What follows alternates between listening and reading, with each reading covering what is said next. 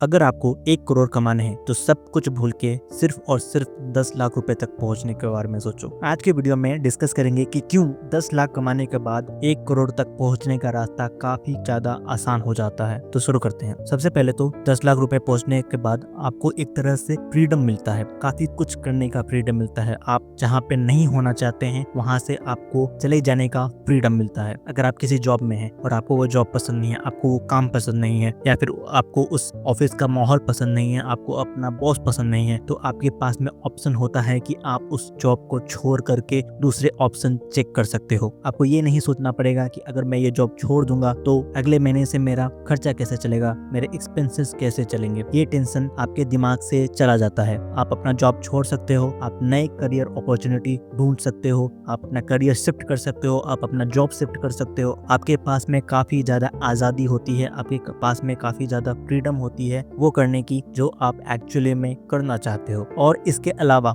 10 लाख रुपए होने के कारण आपके पास में एक बार्गेनिंग पावर भी आती है। इमेजिन कीजिए कि आप एक जॉब इंटरव्यू में हैं और कंपनी आपको ऐसी सैलरी ऑफर करती है जो आपके लिए बहुत ज्यादा फीजिबल नहीं है। आपको पता है कि ये सैलरी मेरे लिए काफी ज्यादा कम सैलरी है, मेरे टैलेंट के हिसाब से, मेरे एक्सपीरियंस के हिसाब से काफी ज्यादा कम सैलरी है। तो आप क्या करोगे? अगर आपके पास में कोई भी बैकअप नहीं है, आपके पास में कोई और ऑप्शन नहीं है, आपके पास में 10 लाख रुपए का एक जो सेफ्टी नेट है वो अगर आपके पास में नहीं है, तो आपको वो ऑफर एक्सेप्ट करना ही पड़ेगा, ना चाहते हुए भी करना पड़ेगा। लेकिन अगर आपके पास में 10 लाख रुपए का एक सेफ्टी नेट है तो आप उस ऑफर से वॉक अवे कर सकते हो, और किसी भी तरीके की बार्गेनिंग में वही जीतता है जो उस ऑफर से वॉक अवे करने की क्षमता रखता है, जो उस ऑफर को ना कह सकता है। तो इसके कारण आपके पास में एक बार्गेनिंग पावर भी आती है। सेकंड रीजन है कि आप अपने लाइफ में आए हुए अपॉर्चुनिटीज को पहचानना शुरू कर देते हो और अपने लाइफ में आए हुए अपॉर्चुनिटीज का फायदा भी उठाना शुरू कर देते हो।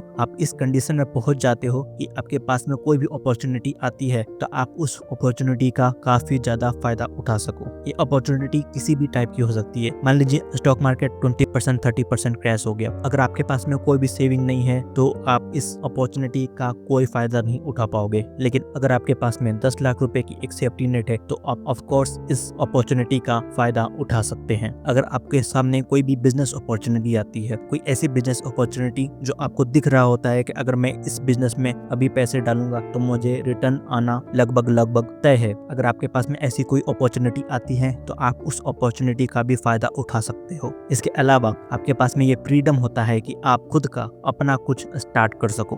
थर्ड जो रीजन है कि क्यों आप 10 लाख के बाद 1 करोड़ काफी ज्यादा आसान हो जाता है वो है कि आप फाइनेंशियल लॉस से प्रोटेक्शन आपको मिल जाती है, क्योंकि 10 लाख रुपए का फंड अच्छा खासा बड़ा फंड होता है। आपके लाइफ में कोई भी इमरजेंसी आती है, कोई भी अनएक्सपेक्टेड एक्सपेंस आता है तो आप उस इमरजेंसी का, उस एक्सपेंस को आराम से हैंडल कर सकते हो अगर आपके पास में 10 लाख रुपए का सेफ्टी नेट मौजूद है। आपके लाइफ में कोई भी मेडिकल इमरजेंसी आती है, या फिर आपका जॉब लॉस हो जाता है, या फिर कोई अनएक्सपेक्टेड रिपेयर आ जाता है आपकी गाड़ी का, आपके घर का, या फिर किसी भी और तरीके की इमरजेंसी एक्सपेंस आपको आती है, तो आप उस एक्सपेंस को आराम से हैंडल कर सकते हो विदाउट ब्रेकिंग योर फाइनेंसेस। चौथा कारण है कि 10 लाख रुपए के बाद फाइनली कंपाउंडिंग अपना जादू दिखाना शुरू करता है, क्योंकि आपके पास में बेस इतना बड़ा हो चुका है, प्रिंसिपल अमाउंट इतना बड़ा हो चुका है, तो आपको जो रिटर्न आता है स्टॉक मार्केट से या फिर किसी भी इन्वेस्टमेंट से वो काफी अच्छा खासा अमाउंट होता है। आपको एक एग्जांपल से समझाता हूँ। इमेजिन कीजिए कि आपका दोस्त स्टॉक मार्केट में इन्वेस्ट करके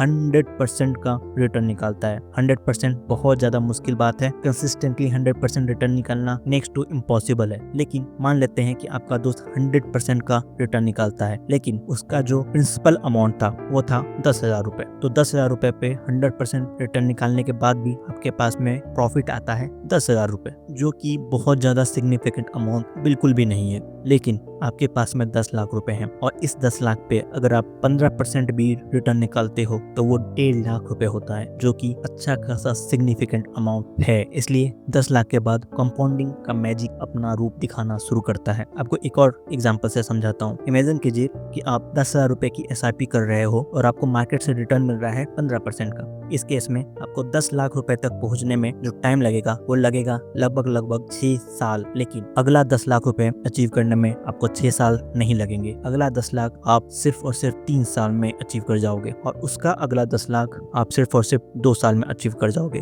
तो 10 लाख के बाद फाइनली कंपाउंडिंग अपना मैजिक दिखाना शुरू करता है। इसके अलावा जो सबसे बड़ा रीजन है जिसके कारण 1 करोड़ तक पहुंचना काफी ज्यादा इजी हो जाता है वो है आपका नॉलेज। अगर आप 10 लाख रुपए तक पहुंच चुके हो इसका मतलब आपके पास अच्छी खासी फाइनेंशियल नॉलेज आ चुकी है। आपको अच्छे से पता होगा कि आपको अपने फाइनेंसेस इस तरीके से हैंडल करना चाहिए, कौन सी सेविंग स्ट्रेटेजी आपके लिए बेस्ट काम करती है। आपको बजटिंग के बारे में पता होगा, आपको इमरजेंसी फंड के बारे में पता होगा, आपको इंश्योरेंस के बारे में पता होगा, आपको इन्वेस्टिंग के बारे में पता होगा। फाइनेंस को लेकर के आपकी नॉलेज काफी ज्यादा डीप हो चुकी होगी अगर आप ऑलरेडी 10 लाख तक पहुंच चुके हो। तो 10 लाख रुपए एक तरीके से प्रूफ होगा कि आपके पास में काफी ज्यादा फाइनेंशियल नॉलेज है और फाइनेंशियल डिसिप्लिन भी है। आपके अंदर जो डिटर्मिनेशन है वो प्रूफ हो चुका होगा। यही डिसिप्लिन, यही डिटर्मिनेशन, यही नॉलेज आपको 10 लाख से 1 करोड़ तक ले जाएगी बिना ज्यादा एफर्ट डाले। और इस पूरे जर्नी में आपको इन्वेस्टमेंट के बारे में भी काफी कुछ पता चलेगा और आपको ये पता चलेगा कि आपके जीवन का सबसे ज्यादा रिटर्न देने वाला इन्वेस्टमेंट होगा जो इन्वेस्टमेंट आप खुद पर करने वाले हो। और अगर आप खुद पर इन्वेस्टमेंट के बारे में ज्यादा डिटेल में जानना चाहते हो तो इस वीडियो को आप चेकआउट कर सकते हो।